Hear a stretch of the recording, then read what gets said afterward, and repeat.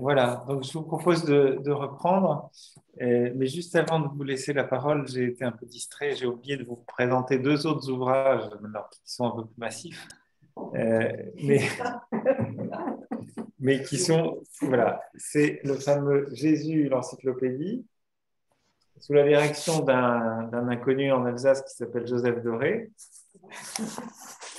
Et donc, le premier, donc voilà, enfin, ce premier volume qui est un peu plus épais, mais qui est sorti il n'y a pas tellement longtemps, c'est assez récent, 2017. Et vous avez tout un chapitre très intéressant, bon, c'est une dizaine de pages à peu près, de Philippe Lefebvre. Donc, c'est un dominicain bibliste qui enseigne à Fribourg et dont on a beaucoup parlé ces derniers jours parce que c'est quelqu'un qui s'est profondément impliqué dans l'écoute et l'accompagnement des personnes victimes d'abus. Et notamment dans une affaire dont vous avez peut-être sûrement entendu parler avec la figure de Tony Anatrella, ce prêtre psychanalyste qui était surtout un agresseur sexuel. Voilà. Et donc, il a été parmi les premiers qui ont dénoncé un peu ces agissements et il a eu beaucoup à en pâtir, du reste, parce qu'il y a eu des campagnes de dénigrement absolument effrayantes. Mais donc, c'était aussi quelqu'un qui a publié un ouvrage il n'y a pas très longtemps qui s'appelle Comment tuer Jésus. Alors, ce n'est pas un mode d'emploi, hein, mais c'est qui reprend donc une citation tirée des évangiles, hein, quand les chefs des prêtres s'interrogeaient sur comment ils allaient tuer Jésus. Et donc, qui interroge un petit peu cette mécanique et qui l'applique aussi à la question un peu des abus dans l'Église. Voilà. Donc, Philippe Lefebvre, donc Jésus et les femmes, dans cette encyclopédie, Jésus l'encyclopédie, donc sous la direction de Joseph Doré. Et puis, si vous aimez, voilà. Il y a un deuxième volume donc, qui s'appelle Après Jésus, l'invention du christianisme, et qui est sous la direction de deux femmes, non, une femme et un homme, c'est Roselyne Dupont-Roch et Antoine Guggenheim. Et donc, là, c'est vraiment un peu comment le premier christianisme s'est structuré. Et là, vous avez aussi quelques chapitres intéressants, notamment donc, un article de Marie-Françoise Basselès, dont vous trouverez quelques références dans les dossiers qui vous sont présentés, voilà, dans les dossiers, vous verrez parfois des références à ce qu'elle a pu écrire, et un article qui s'appelle Femmes apôtres et ministres, veuves et vierges. Donc, c'est vrai qu'il y a un certain nombre de figures dans les actes des apôtres, dans les épîtres de Paul, avec des dénominations surprenantes pour beaucoup, enfin, voilà, aujourd'hui, qui peuvent nous sembler tout à fait étonnantes, où une figure comme Junias, dans l'Épître aux Romains, est désignée avec son mari Andronicus comme des apôtres d'excellente mémoire. Enfin, j'ai plus la formule exacte en tête, mais le terme d'apôtre y est. Et donc, il y a tout quelque chose d'assez amusant parce que pendant des années, enfin, en fait, les copies, les manuscrits avaient masculinisé cette Junias, qui est un nom féminin dans les index onomastiques, les index de noms qu'on peut trouver de cette époque. Il n'y a pas d'équivalent masculin, mais pour autant, les braves copistes dans les monastères s'étaient empressés de corriger parce qu'évidemment, un apôtre ne pouvait être qu'un homme. Donc, c'est assez intéressant. Et il y a tout un groupe pavé sur voilà, deux versets de l'Épître aux Romains et un pavé énorme sur cette question-là, et donc ce qu'on appelle la critique textuelle qui va comparer les différents manuscrits pour expliquer un peu ce pourquoi, et puis voir aussi comment ce texte a été commenté. Et notamment, il y a des homélies de Jean Chrysostome qui évoquent, voilà, à qui ça ne pose pas de problème d'avoir une femme apôtre. Mais après, on a préféré parfois raturer. Donc, voilà, il y a un peu des choses intéressantes dans cet article de Marie-Françoise Basselet. Voilà pour le petit supplément très léger. Voilà, maintenant la parole est à vous. C'est moi qui vais prendre quelques notes. Donc, on exerce pas mal là, cet après-midi de tous ceux qui étaient là dans l'après-midi. Pour que vous puissiez dire, en commençant par les dames, ce qui quel désir vous a mis en route ce soir plutôt que de garder un bon film devant votre téléviseur?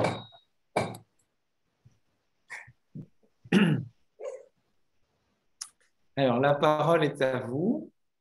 Vous me direz, enfin, ceux qui sont en visio, si vous entendez bien les personnes qui interviennent, parce que le micro n'est pas forcément tout à fait à côté, mais on va essayer. Donc, mesdames, vous êtes majoritaires en plus. À vous. Et je commence. Alors, voilà. Marie-Odile, vas-y. Voilà. Je dois dire que c'est d'abord une curiosité par rapport à ce que peut être le discours sur la femme dans la Bible, enfin dans le Nouveau Testament, aussi chez les participants et chez notre enseignant. J'ai de grandes inquiétudes, c'est sûr. Tu trembles de ce que je veux dire. Donc la manière dont elles ont déplacé Jésus et dont elles ont été déplacées par Jésus, mais pas que Jésus seul, aussi ceux qui le suivaient. Donc le discours sur leur foi, sur leur manière de suivre le Christ. Et puis la question, qu'est-ce que ça va faire de moi, de ma foi? J'avoue que je suis plutôt malmenée, secouée en ce moment, même un petit peu sceptique. Et voilà, je suis donc très, très ouverte à la surprise et à ce que ça peut faire. Voilà. Dans ma foi, dans ma relation au Christ et puis dans mon féminisme. Très bien, merci.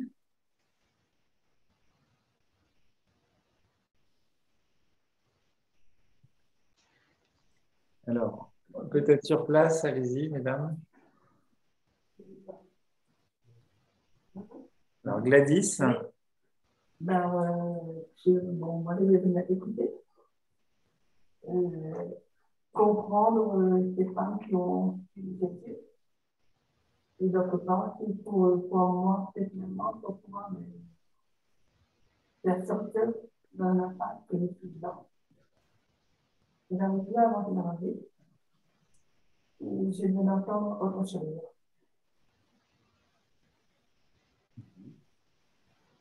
Est-ce que vous avez entendu Pas très bien. Pas très bien.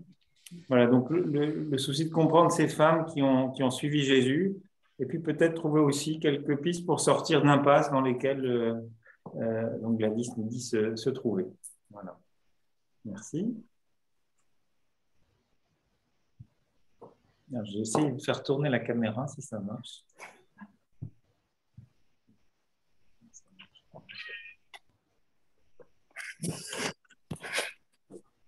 Alors, je prends la parole, je vais orienter.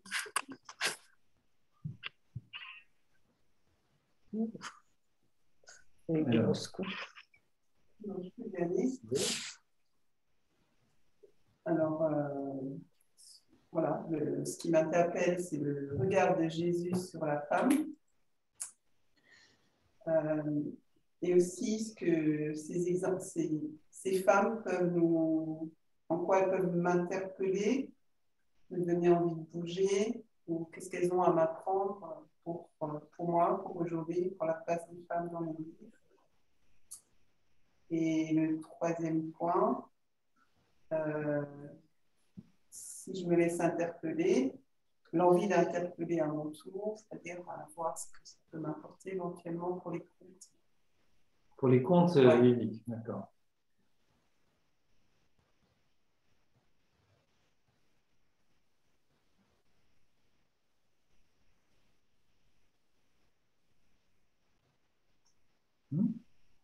Donc c'était Huguette.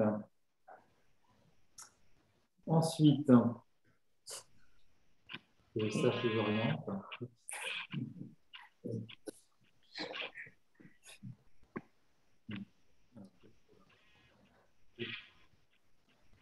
Oui, ça va vers toi, je crois. Ça va avec toi. Ça va être à toi. Voilà. Micheline nous parle. Alors, pourquoi je suis là ce soir? Parce que depuis une dizaine d'années, je suis les cours bibliques et que ça m'intéresse. Alors, évidemment, en plus, le thème m'a beaucoup interpellée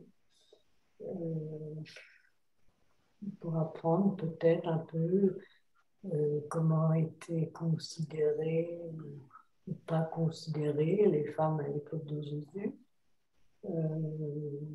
Comme des moins que rien, ou bien simplement comme un petit complément à eux-mêmes qui étaient plutôt dominateurs, je sais pas.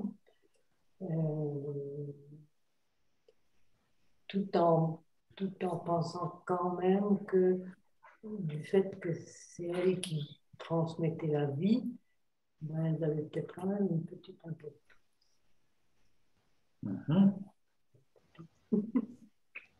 Très bien. On continue avec. Tu vois, je vais venir chez moi. Ici. Il suffit de demander, ça vient. Voilà, Bernadette. Ouais, donc, oui, c'est aussi pour finalement mieux connaître. Bernadette. Ah, pardon, Non, excusez-moi. oui, Non, bien, c'est pas bien, grave. allez-y. Allez-y. L'autre se prépare. Donc là, c'est aussi pour mieux connaître Jésus finalement et pour avancer dans la foi par ces femmes en connaissant mieux le comportement qu'avait Jésus envers ces femmes et comment elles-mêmes se sont comportées avec lui pour peut-être aussi comprendre la place de la femme dans l'Église à l'heure actuelle. Très bien. Voilà, donc l'autre Bernadette maintenant. Ah, pardon, je ne savais pas. Il y en a deux. Bernadette grave. Camille qui est là. Voilà. Oui, ben moi, ça fait un moment que je m'intéresse à ces femmes dans la Bible. J'ai lu des livres de Marie Calter. C'est plus des femmes de l'Ancien Testament, sauf Marie. Il a écrit un livre sur Marie, du point de vue d'un juif. C'est assez intéressant. Et puis, la Samaritaine, c'est quelqu'un qui me parle. C'est l'évangile que j'ai retenu pour mes funérailles, n'est-ce pas? Ben oui. Et je me dis que parfois, Jésus lui-même, il a une sensibilité presque féminine. Et c'est peut-être pour ça qu'il y a quand même beaucoup de femmes qui l'ont suivi. Et ce sont quand même presque les seules qui se sont retrouvées avec lui jusqu'à la croix. Et les premières à être au courant de la résurrection. Et ça, c'est quelque chose qui m'interpelle.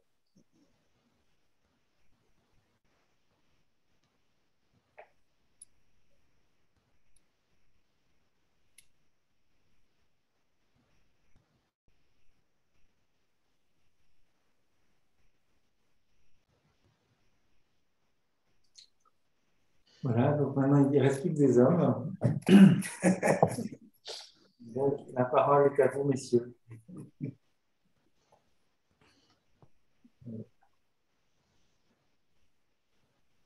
Je veux bien commencer. Oui. Alors, première raison, si je suis là ce soir, c'est dans la continuité de ce que j'ai pu suivre l'an dernier, dans le cycle consacré à comment lire un texte biblique. Et il m'a semblé intéressant de poursuivre dans cette optique. Deuxième chose, j'appartiens à l'amitié judéo-chrétienne de Colmar. Et il y a 3 ou 4 ans, nous avions mis en place un cycle sur la place des femmes dans le judaïsme et dans les églises chrétiennes. Et on avait déjà eu, enfin j'avais eu l'occasion d'entendre un certain nombre de choses là-dessus qui étaient intéressantes. Nous avions invité notamment du côté catholique Véronique Margron et Anne-Marie Pelletier. Et il me semble que ce que l'on peut apprendre à partir des figures féminines du Nouveau Testament peut nous servir d'analyseur pour comprendre comment fonctionne notre Église à l'heure actuelle, ou pour comprendre des dysfonctionnements, pour comprendre aussi par rapport aux églises protestantes ce qui nous fait défaut et dont peuvent profiter les églises protestantes parce que les femmes y ont une place autre. Et puis, je pense que les femmes peuvent nous apporter quelque chose si l'Église leur accorde une place plus importante, ou si nous les aidons à conquérir cette place, elles peuvent apporter quelque chose dans la lutte contre le cléricalisme. Voilà.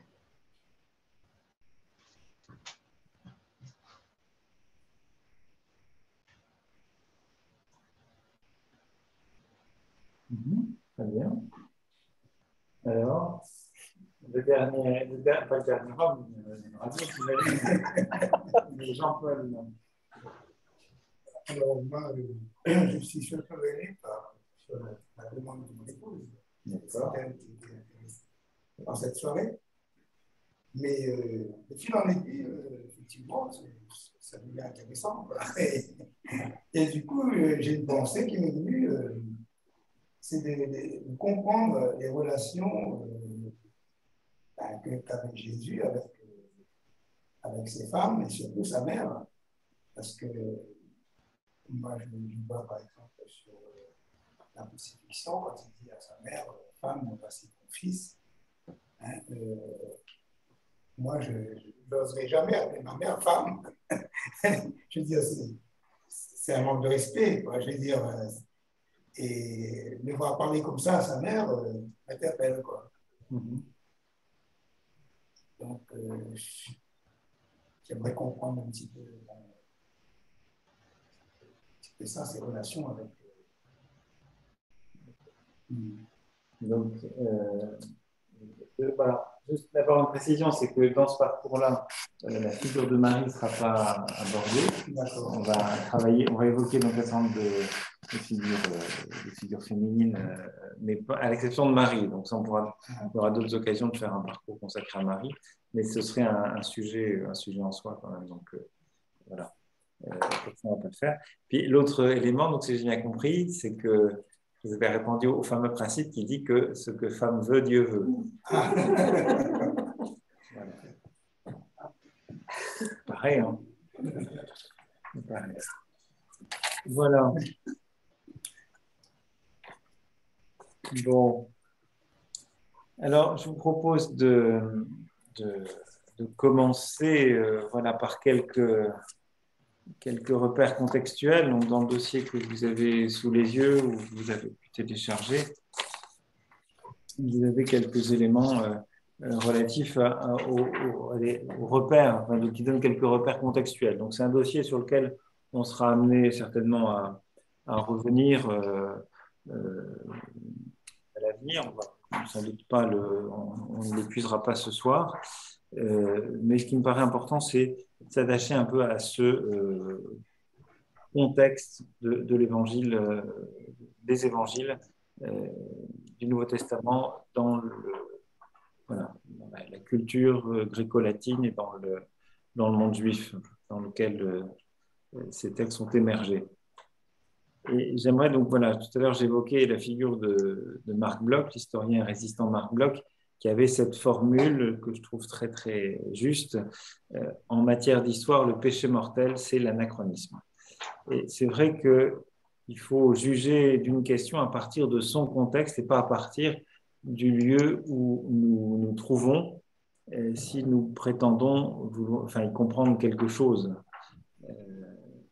Spontanément, à nous qui vivons dans un régime démocratique où les femmes ont le droit de vote depuis 1945, c'est quand même pas, c'est pas si éloigné que ça, où l'égalité homme-femme nous semble une évidence, encore que pas partout.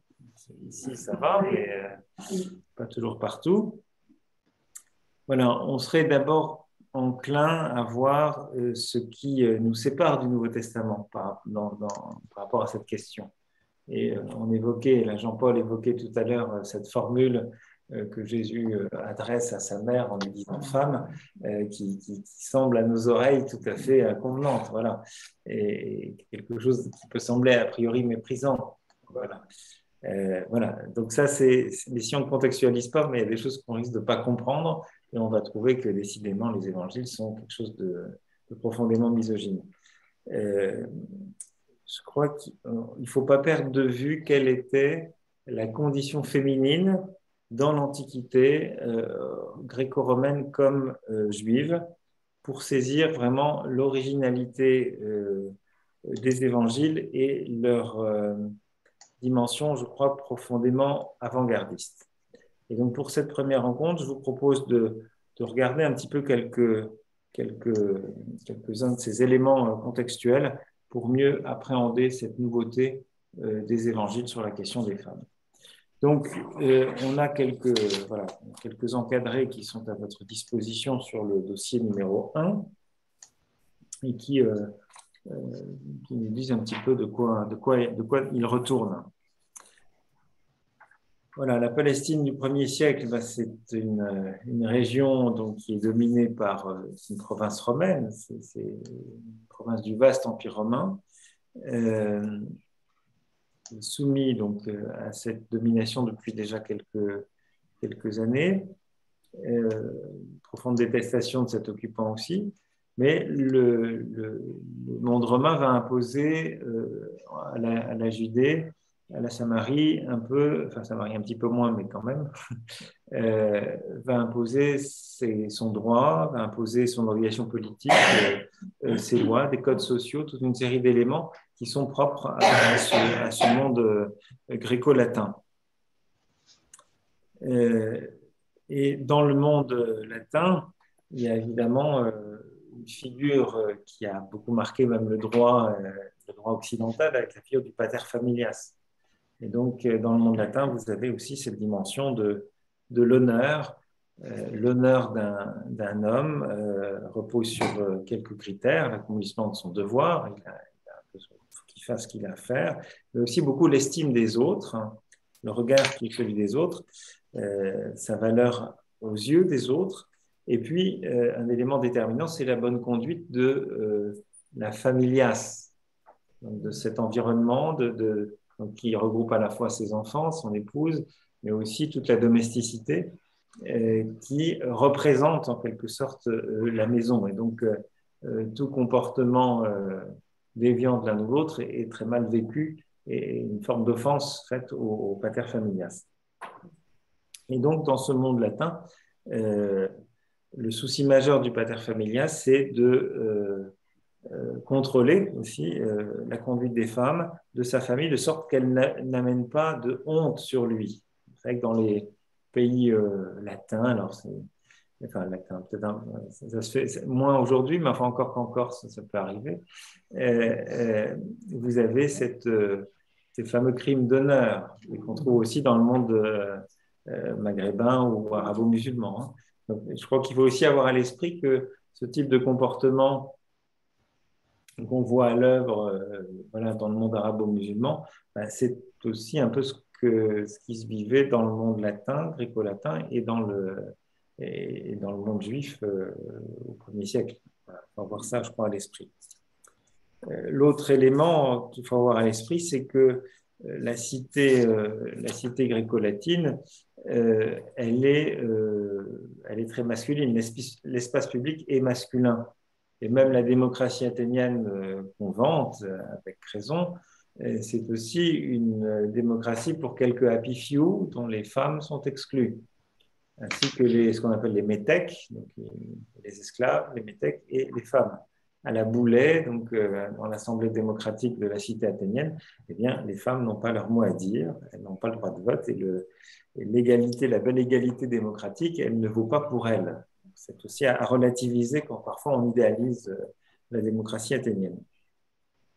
Donc, il y a bien deux espaces distincts. Vous avez le domaine public qui est réservé aux hommes et puis l'espace privé où les femmes ont plus de marge de manœuvre. Mais enfin, le rôle des femmes se cantonne à cet espace privé dans l'Antiquité. La famille, les enfants, tissage, cuisine, et puis parfois aussi effectivement une contribution à la survie familiale par le travail.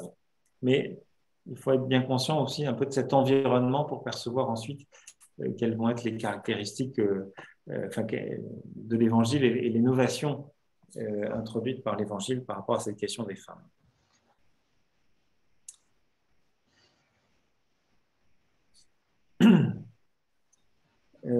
Donc, un autre encadré que vous avez sur la page 2 évoque donc les femmes dans l'Antiquité gréco-romaine. Pour rappeler, voilà, dans une société, ce sont des sociétés très patriarcales où la fille et la femme sont sous la puissance de l'homme, celle du père a priori au départ, ensuite celle du mari ou alors du frère, du fils aîné. Voilà. Il est bon de rappeler aussi que dans le droit romain, le mariage n'établit pas une égalité. La femme ne jouit pas, même si elle a quelques droits, mais elle ne jouit pas des mêmes droits que l'homme. Elle est frappée par un certain nombre d'interdictions. Juridiquement, elle est inapte, par exemple, à représenter une autre personne qu'elle-même, ce qui explique qu'une femme ne peut pas être choisie pour témoigner lors d'un procès puisque son témoignage n'est pas valide. Donc, même mariée, la femme reste une mineure, au même titre que le sont ses enfants dans le droit romain. Alors, sur cette histoire du témoignage, je vous rappelle que c'est aussi quelque chose qui n'est pas sans résonance dans le monde juif. Souvenez-vous que la crédibilité des femmes qui annoncent la résurrection du Christ est sujette à caution parce que précisément ce sont des femmes. Et puis en même temps, il y a aussi cette dimension présente dans le judaïsme des témoins. C'est un grand principe du droit romain qui veut que testis unus, testis nullus, un seul témoin est un témoin nul, il faut qu'il y en ait plusieurs. Et si vous regardez, par exemple, donc ça, voilà, c'est vrai en droit romain, mais c'est vrai aussi dans les coutumes juridiques du monde juif. Par exemple, dans l'épisode de Suzanne et des deux vieillards, ben c'est bien parce qu'ils sont deux que le témoignage porte. Le témoignage d'un seul ne suffirait pas. Il fallait qu'il y ait deux témoins. Donc, on retrouve là un certain nombre de choses qui peuvent être parallèles. Et ça nous conduit à une transition vers le contexte qui est celui du monde juif, dans lequel les évangiles vont émerger. Et donc, voilà, sur la page 3, vous avez là aussi quelques indications sur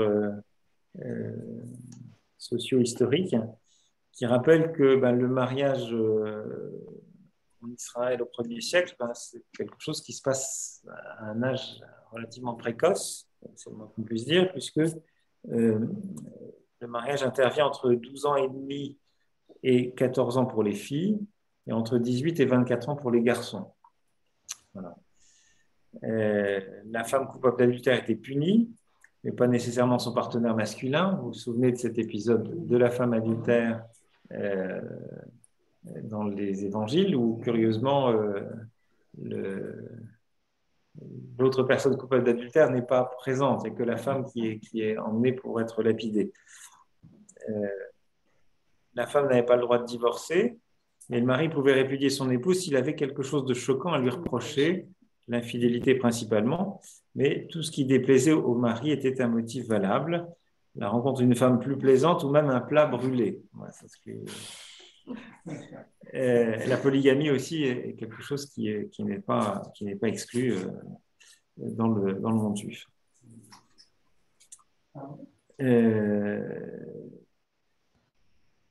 Donc, voilà, alors, notamment par rapport au divorce, je crois qu'il faut pouvoir entendre ça. Donc, le fameux évangile, quand Jésus se montre critique par rapport au divorce. Hein, donc, on vient lui demander est-ce qu'un homme peut répudier sa femme? Et donc, il y a cette interrogation que Jésus, d'abord, et la loi, que dit la loi de Moïse? Donc, je trouve que c'est intéressant parce que ça renvoie d'abord à une question, il répond à une question par une question. Donc, d'une certaine manière, il renvoie aussi ses interlocuteurs à leur propre conscience. Il ne va pas donner une réponse telle quelle. Puis ensuite, il explique l'existence de cette loi de Moïse qui a permis la répudiation à la dureté de cœur. Mais je crois que ça s'éclaire aussi beaucoup dans le contexte qui fait qu'une femme, une femme peut être répudiée et donc conduite à être dans une situation de très grande précarité et être contrainte à la mendicité, se retrouver dans une situation tout à fait précaire. Donc le refus de la répudiation dans ce cadre-là, vous voyez bien que ça n'a pas les mêmes résonances que dans la logique qui peut être la nôtre aujourd'hui. Même si un divorce peut aujourd'hui provoquer beaucoup de drames, et notamment d'ordre économique, et donc peut conduire à une forme de paupérisation, il y a quand même aujourd'hui toute une série de filets qui n'existaient pas à l'époque. Donc là, il me semble que le refus de Jésus de la répudiation s'éclaire aussi par ce statut social, cette condition féminine au 1er siècle. Voilà, il y a aussi les fameux épisodes du lévirat, la règle du lévirat. Donc, il voulait qu'une veuve sans enfant était liée à la loi du lévirat et donc elle devait épouser les frères. Vous savez, cette fameuse controverse des Sadducéens sur la résurrection autour de cette loi du lévirat. Voilà, si un homme épouse une femme et qu'il décède et que, voilà, alors le deuxième frère épouse cette femme, ensuite il décède, le troisième, etc., jusqu'à 7. Et donc, la question est alors, le jour de la résurrection, qu'est-ce qu'il en sera? Bon, vous voyez que la liberté de la femme est des plus ténues. Mais cette histoire qu'on trouve dans l'Évangile, elle prend évidemment appui sur cette coutume-là. Et donc, c'est quand même un peu... Voilà. Petit rappel aussi que... Oui, aussi le statut de veuve. Pensez, il y a un autre épisode dans l'Évangile de Luc, au chapitre 7, l'épisode de la résurrection du fils de la veuve de Naïn, qui est intéressant à plusieurs points de vue. Parce que d'un point de vue narratif, vous avez un peu ces deux cortèges qui se rencontrent.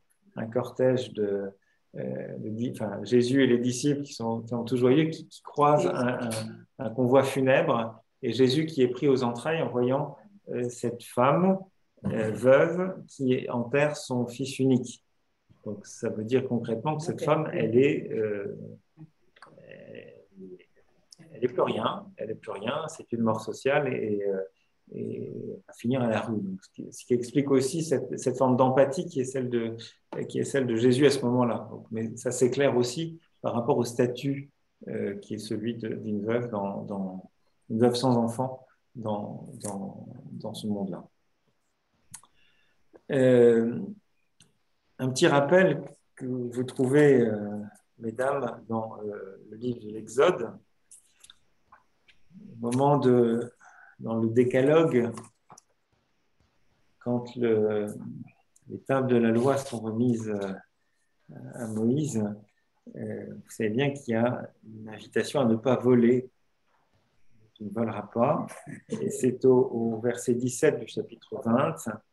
Tu n'auras pas de visée sur la maison de ton prochain, tu n'auras pas de visée ni sur la femme de ton prochain, ni sur son serviteur, sa servante, son bœuf, son âne, ni sur rien qui appartienne à ton prochain. Vous voyez, cette simple affirmation, elle situe d'emblée la femme à côté de l'âne, du bœuf.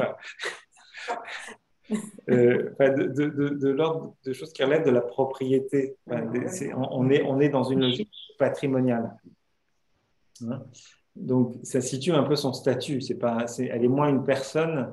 Alors, c'est peut-être un peu radical que de le dire, mais elle apparaît à certains égards beaucoup plus comme un objet que comme une personne. Pour reprendre une catégorie qui est plutôt celle du droit romain et qui est aussi vraiment dans le code civil. Donc là, il y a quelque chose qui est quand même assez frappant. Donc voilà, ça va dans le même registre que de ces femmes qui sont affectées à la sphère domestique et qui n'ont pas de contact avec les hommes autres que ceux de leur propre groupe familial. Dans l'espace public qui leur est réservé, les hommes n'ont pas le droit de parler aux femmes Et d'ailleurs, vous avez un certain nombre d'étonnements comme ça qu'on trouve, notamment dans le récit de la Samaritaine, où quand les disciples reviennent et voient Jésus parlant avec la Samaritaine, ils s'étonnent qu'il parle avec une Samaritaine. Alors, c'est un double étonnement, parce qu'il est lié au fait que ce soit une femme, ça ne se fait pas, et une Samaritaine, donc une étrangère. Donc, il y a deux mérétiques. Donc, ça fait beaucoup, mais ça explique aussi cet étonnement. Parce que dans la sphère publique, il n'est pas convenable pour un homme de s'adresser à une femme qu'il ne connaît pas, qui n'est pas de sa famille. Voilà. Et quand elles sortent, les femmes, en tout cas si elles sont de bonne vie, si elles sont respectables, elles doivent toujours être accompagnées, chaperonnées par une présence masculine. Voilà. Alors, certains, cet après-midi, faisaient observer que c'est très exactement ce qui se passe encore aujourd'hui en Afghanistan. Les femmes, pour sortir, elles doivent être accompagnées. Et donc, leur rôle consiste beaucoup à dégager l'homme des soucis matériels domestiques afin qu'il puisse se consacrer à Dieu et accomplir ses devoirs civils et religieux. Vous savez peut-être aussi, c'est ce que pointe notamment Henri De Luca dans Edice, et il dit, sur la loi, il rappelle que les prescriptions de la loi valent d'abord et avant tout pour les hommes. L'étude de la Torah, c'est pour les hommes. Et les femmes, quelque part, en s'occupant de la sphère domestique, accomplissent ces prescriptions de la loi pour elles. Voilà.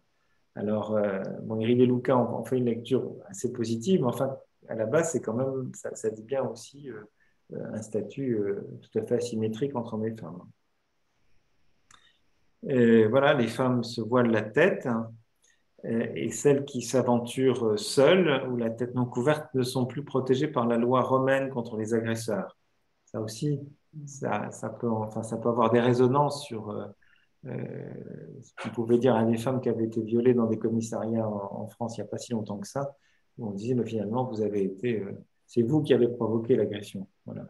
Mais donc, c'est un peu cette même mentalité qui était déjà qui pouvait déjà être présente. Hein. Et les femmes qui ont un accès plus libre au domaine public sont généralement dans un statut un peu méprisé, donc de courtisanes, d'esclaves, de femmes publiques, de prostituées. Hein. Donc, je crois qu'il faut bien entendre que la position inférieure de la femme était vraiment le propre de tout le monde antique.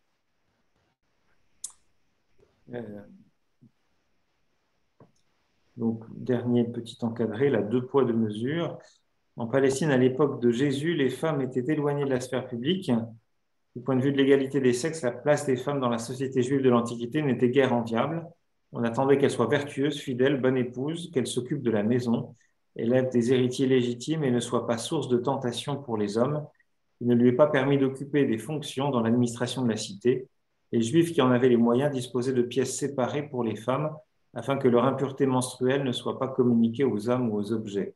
Vous savez que dans le Lévitique, vous avez toute une série de règles relatives à la pureté rituelle et on avait traité de cette question-là à un moment quand on avait évoqué la femme aux pertes de sang, hein, le double récit dont on avait fait le parcours autour de comment lire un texte biblique. Voilà, percevoir aussi la dimension, ce que cette condition féminine impliquait en termes de mise à distance du fait de cette impureté rituelle. Donc, d'être intouchable et de ne rien pouvoir toucher. C'est tout de même passablement stigmatisant. Donc, il y a aussi, voilà, enfin, il y a plein de références hein, qu'on pourrait retrouver, alors, qui sont aussi un peu évoquées par Anne-Marie Pelletier dans un chapitre de l'Église des femmes avec des hommes, sur ce monde très défavorable aux femmes qui n'ont pas la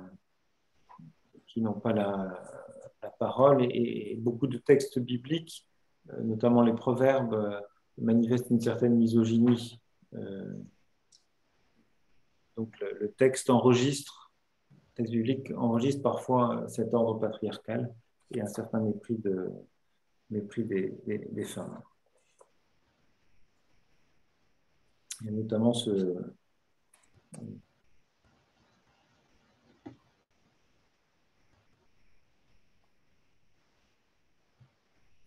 voilà, je vous parlais d'Héry et Lucas, notamment dans les scènes du scandale, il l'évoque. C'est noté dans une note là, du bouquin d'Anne-Marie Pelletier. Et voilà ce que dit Héry et Lucas.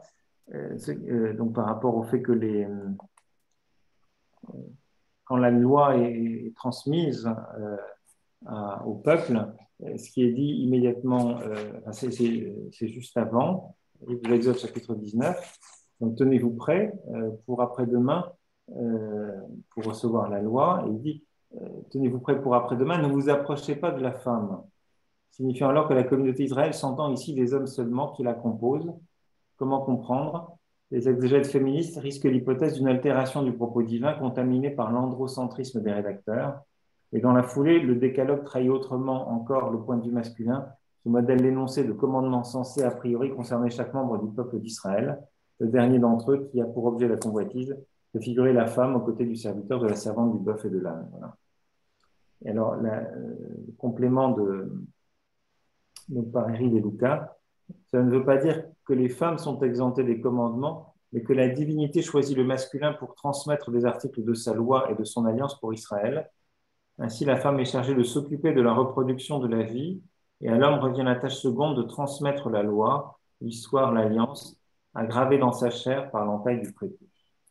Bon, vous voyez, en tout cas, une condition féminine qui n'est pas vraiment des plus réjouissantes.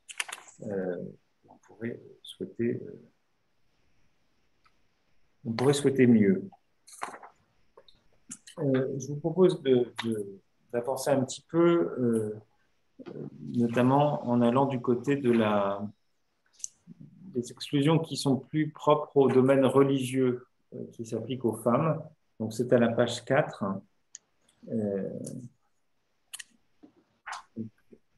Cadré dans le domaine religieux qui nous dit la chose suivante. Face à la Torah, les femmes juives étaient soumises aux mêmes interdits que les hommes. D'autres règles les concernaient spécifiquement. Elles n'avaient pas de rôle dans le culte et il leur était interdit d'étudier la loi. Considérées comme inférieures aux hommes par l'intelligence, la fonction et le statut, elles ne pouvaient parler en public. Dans les lieux de culte, elles étaient strictement séparées des hommes. Au temple de Jérusalem, une cour leur était réservée, comme plus tard des galeries dans les synagogues. Elles étaient exclues du culte public en raison de leurs nombreuses périodes d'impureté légale, accouchement, menstruation, et dispensées de la récitation des grâces en fin de repas, mais aussi de certaines prières rituelles héritées de l'Antiquité, qui, tous les matins, fait dire aux Juifs orthodoxes aujourd'hui encore « Béni sois-tu, Seigneur, notre Dieu, roi du monde, qui ne m'a pas créé femme. » Voilà. Dans la Palestine du 1er siècle, il valait mieux, semble-t-il, naître mâle.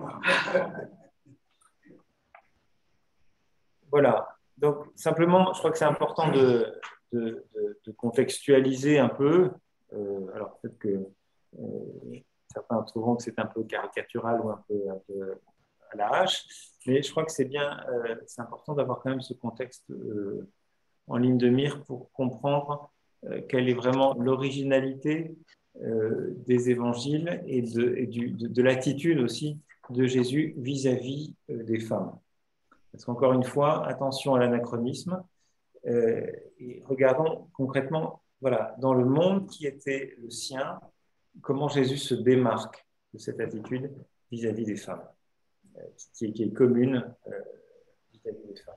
Et ça me paraît beaucoup plus important que d'essayer d'avoir un regard un petit peu de surplomb et condescendant, en oubliant qu'on est le fruit d'une histoire et que c'est faire comme si c'était un texte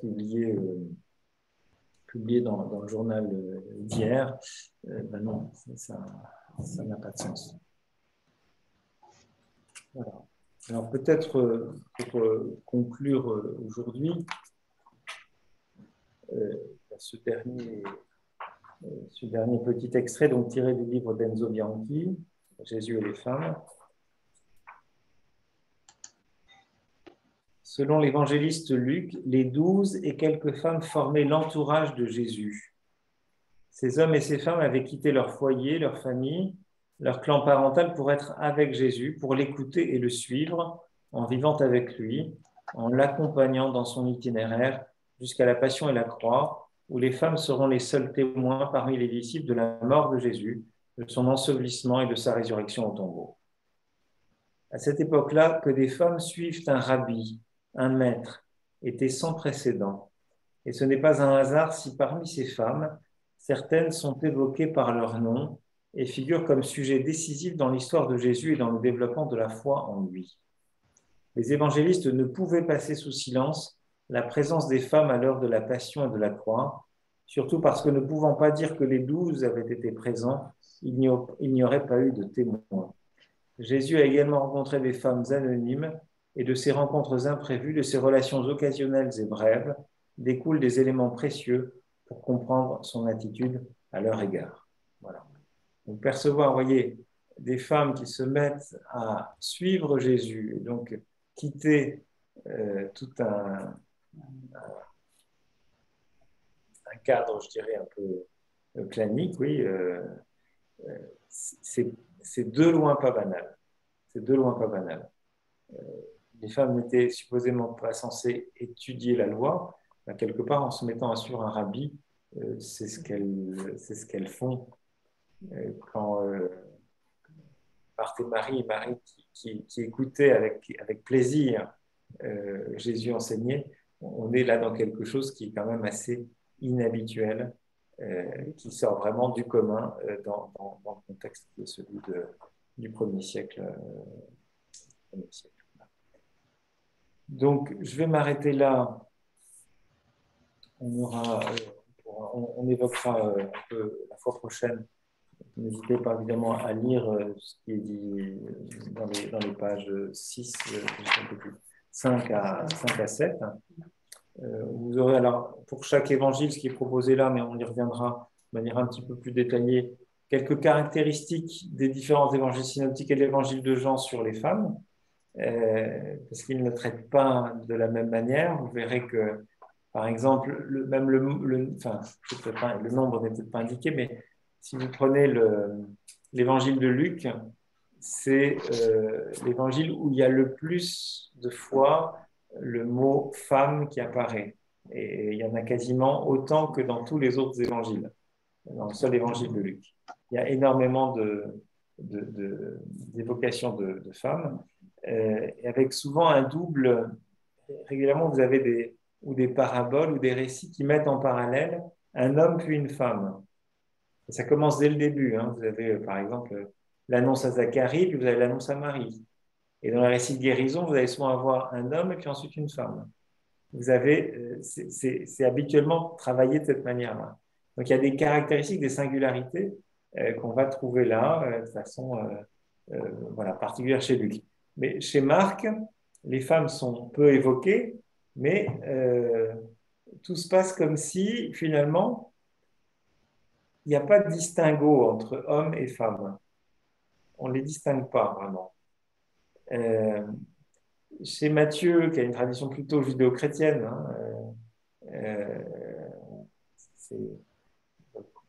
l'héritage du judaïsme paraît un peu plus marqué, on va dire.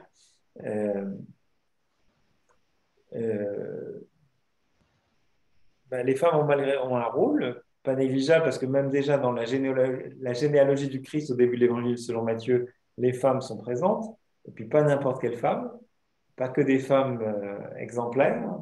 Vous avez Rahab, vous avez dans la généalogie du Christ quand même.